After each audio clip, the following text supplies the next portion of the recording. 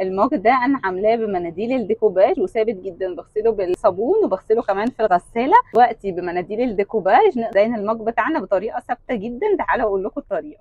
بصوا المجز القمر دي عاملاها بورق مناديل الديكوباج وجربتها وثابته جدا. في بقى ماده اسمها بورسلين جلو، هقول لكم كل تفاصيلها في اخر الفيديو.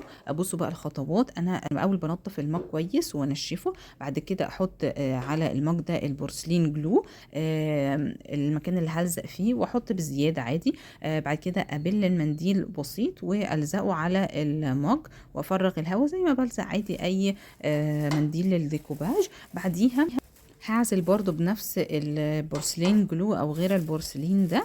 واهم حاجه ان انا اشيل الغيره الزياده من حوالين المنديل، وكمان ما احطش كميه غيره كتير على المنديل. بصوا بقى ده كده بعد ما خلص وبينشف وبحرقه في الفرن. هي دي المادة اسمها بيوما بورسلين جلو، بيتغسل عادي بالايد وفي الديش ووشر كمان غسالة الاطباق، بسيط ومائي، وبيتحط كمان على الالوان الاكريليك علشان تثبت على البورسلين.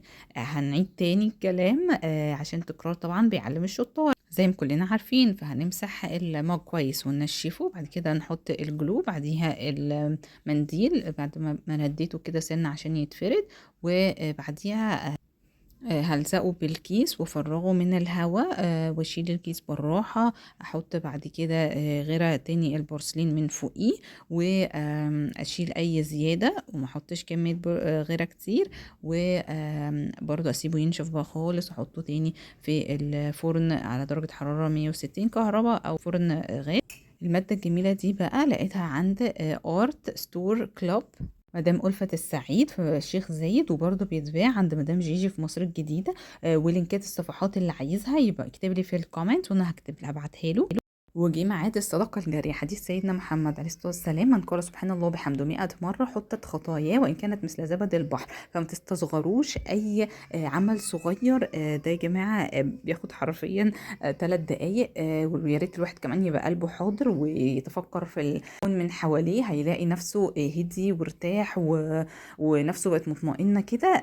الكلام ده والله عن تجربة. لو عجبكم الفيديو متنسوش دعوة حلوة ولايك وسبسكرايب. مع السلامة.